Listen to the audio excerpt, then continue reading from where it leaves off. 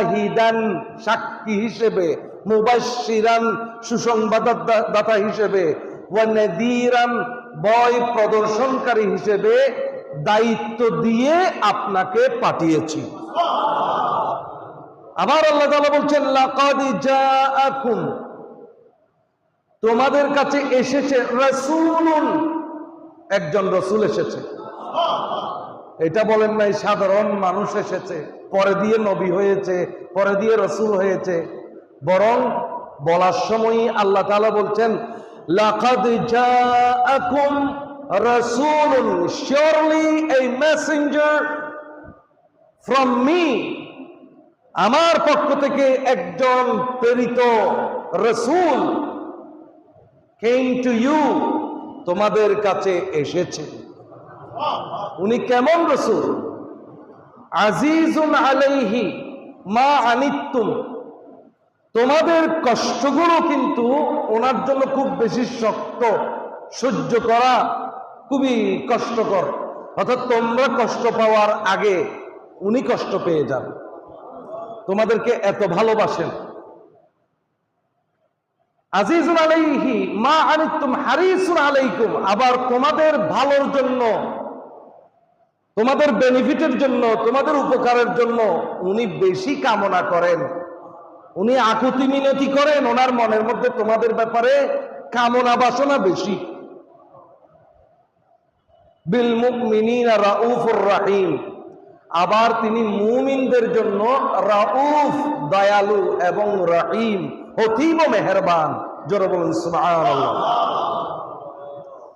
সে রাসূল পাক সাল্লাল্লাহু আলাইহি ওয়াসাল্লামের দরবারে জুমার দিন দুরূদ শরীফ পড়া আমাদের দায়িত্ব,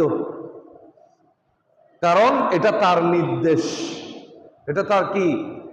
তিনি বলেছেন ইজা কানা ইয়াউমুল জুমআহ ফাআকসিরু আলাইয়াস সালাত, জুমার দিন যখন হবে তোমরা আমার উপর বেশি বেশি দুরূদ শরীফ পড়ো। তাহলে অন্যান্য দিনের চাইতে জুমার দিন দুরূদ শরীফ কম পড়তে হবে নাকি বেশি পড়তে হবে? আল্লাহ আমাদেরকে রাসূল পাক সাল্লাল্লাহু আলাইহি ওয়াসাল্লামের উপর বেশি বেশি দুরূদ শরীফ পড়ার তৌফিক দান করুন। আপনাদের শুকরিয়া কৃতজ্ঞতা জ্ঞাপন করছি যারা জুমার শুরুতে এসে মসজিদে বসে আল্লাহর আহ্বানে সাড়া দিয়েছেন। আজকে সূরা বাকারার 137 নম্বর আয়াত আপনাদের সামনে তিলাওয়াত করেছি। এখানে আল্লাহ তাআলা বলছেন ফাসায়াকফিকাহুমুল্লাহ, আপনি যদি সৎ থাকেন, আপনি যদি নেকের পথে থাকেন, ন্যায়ের পথে থাকেন, আপনার যদি জুলুমের কোনো ইচ্ছা না থাকে, নিয়ত যদি পরিষ্কার থাকে, তাহলে আপনার অন্যায়কারী দুশমনের বিপক্ষে আপনার জন্য আল্লাহ একজনই যথেষ্ট। আল্লাহ একজনই কি? তাই আল্লাহর উপর কি রাখতে হবে? ভরসা রাখতে হবে। 10 ভাই মিলে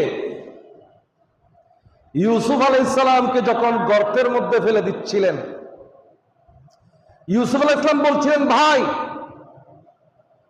যখন তোমরা খাবার খাবে, খাবারের গ্রাস মুখে দেওয়ার সময় একটু মনে করবে যে আমাদের আরো একটা ভাই ছিল, যদি আমাদের সাথে থাকতো তাহলে সেও আমাদের সাথে খেতে পারতো। ভাই পানি পান করার সময় একটু আমার কথা মনে করিও, তোমরা যখন এক জায়গায় বসে কথা বলবে একটু আমার কথা মনে করিও, আমাকে ভুলে যেও না, মনে রাখিও আমিও তোমাদের একজন ছিলাম। আল্লাহ তাআলা বলছেন, ইউসুফ তুমি এত দুঃখের কথা কেন বলছো?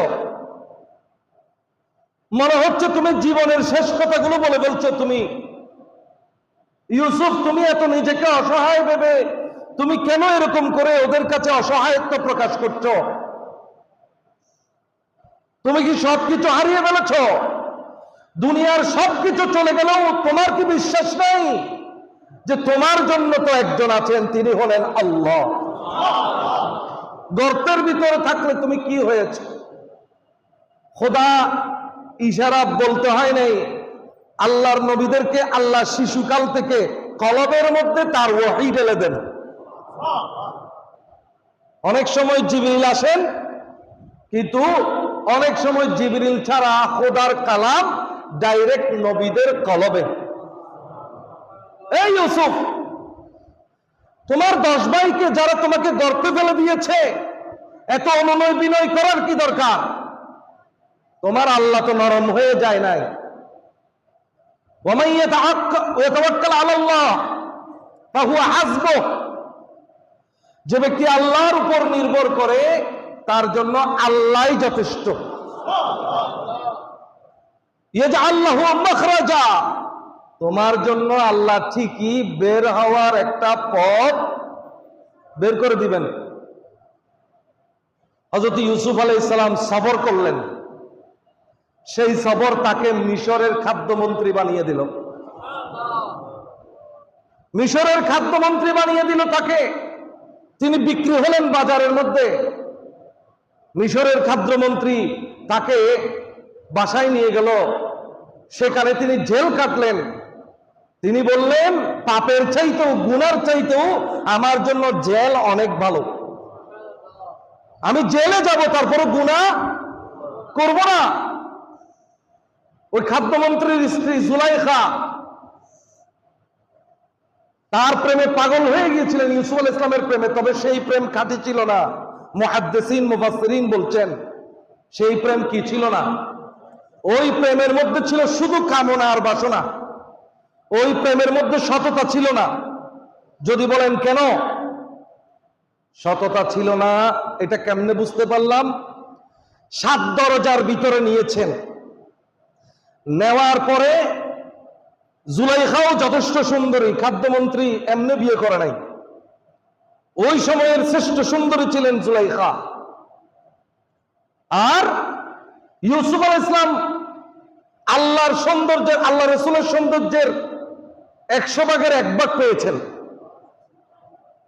উনি ওই সময়ের জগতের শ্রেষ্ঠ সুন্দর পুরুষ। তো জুলাইখা স্বাভাবিকভাবে তার পাগল হবেন।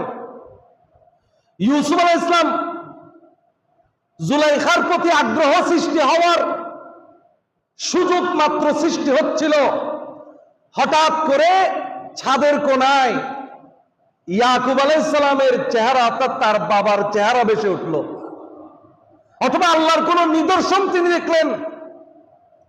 সাথে সাথে তিনি চিন্তা করলেন, আমি কার প্রতি আগ্রহী হচ্ছি? এটা শুধুমাত্র কামনা বাসনা,